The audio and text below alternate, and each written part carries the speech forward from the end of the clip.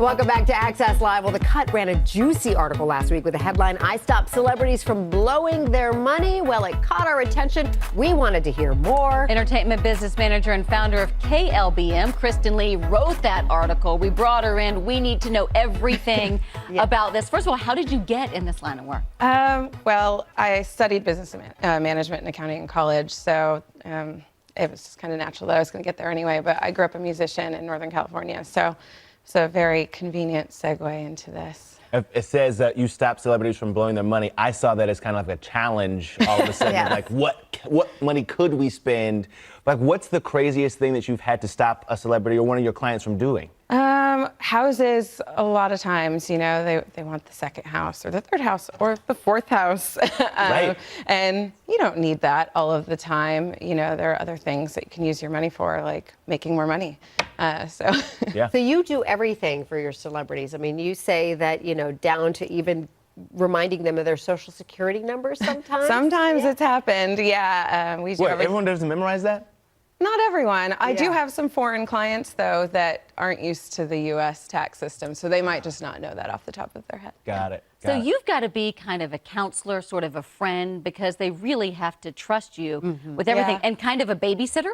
It could be glorified babysitting sometimes. Yeah, sure. We take care of a lot of things for them, paying their bills, their mortgages, collecting their mail, all of that, setting up cable sometimes. It can be all encompassing. I mean, but you, in order to protect yourself, though, I think you wrote in the article that you have them send an email just writing off and making sure that they state all the things. Yeah. Right? Just to protect you, too. It's to protect myself, and also I do think that there's something about putting it in writing that makes it real and tangible for them to think through what they're doing and the decision that they're making. I think it's really important for them to take ownership of their decisions. Are you handling Johnny Depp's money? No. Oh, right? Good. Thank God she's not involved. $5 million on a cannon? You won't tell us who your clients are. I thought it was interesting. He needs you. Because, you know, as people who use social media often, you know, you have that kind of almost competitive nature where you see someone, they've got this thing, they've got the car, they've got this thing.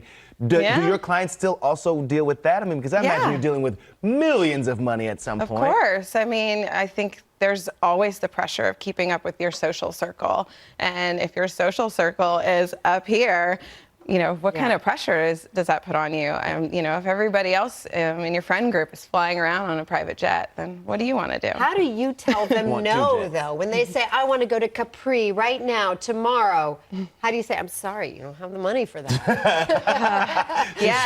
Flat out say it. Sometimes I'm the negative Nancy of the group, you know, like I try not to be the yes person, as hard as that can be. You don't want to be the one that's disappointing all the time. And I don't want you to do that. I don't think you should do that. You can't do that. Right. But sometimes you just have to. And they trust you, right? I mean, a lot of my clients do listen very carefully. They're, But trusting. I imagine you also have those moments where you're like, no, you do not need another wave runner. What's it called? The little thing. You don't need another jet ski. What was the last time you had to have that hard conversation with someone? I have that conversation every week.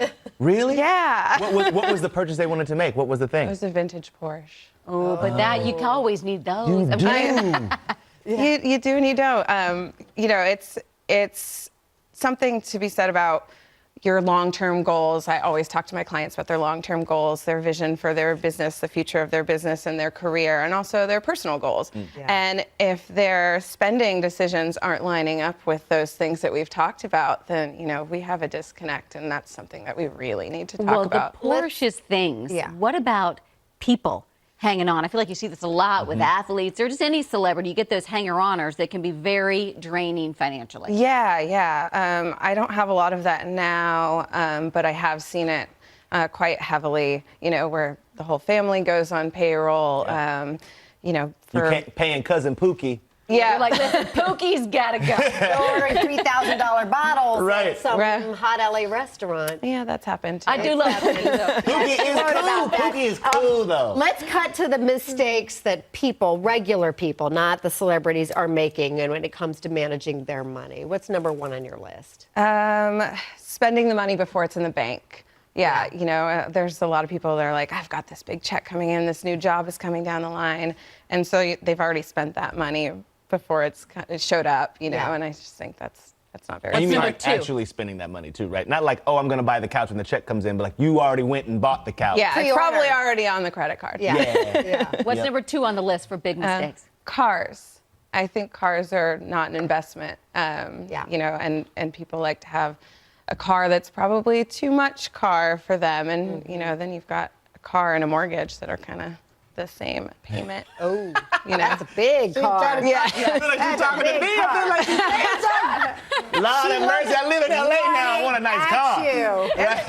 And you got one for your mama. It's hard in Exactly. LA. You're sitting Yeah. in your car all day. Yeah. You want to be comfy. It's your house in a lot of ways. Yeah, there are probably people that have a Land Rover and live in a studio apartment. What Right. about number 3 on the list? Not planning for taxes. Yeah, you know, there's a lot of changes going on right now. If you guys have seen that in the news.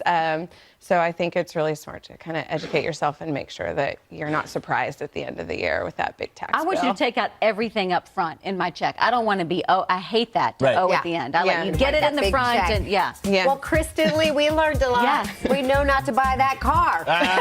Or the couch, apparently. Or the you Wave so Runner much. and lose Aunt Pookie. Thanks, Kristin. That was fun. All right, but up next, if you're hitting the road this summer, we're going to tell you how you can get this expensive luggage set for more than 80% off. That's on today's Rue La La Style Deals, and it's coming up next.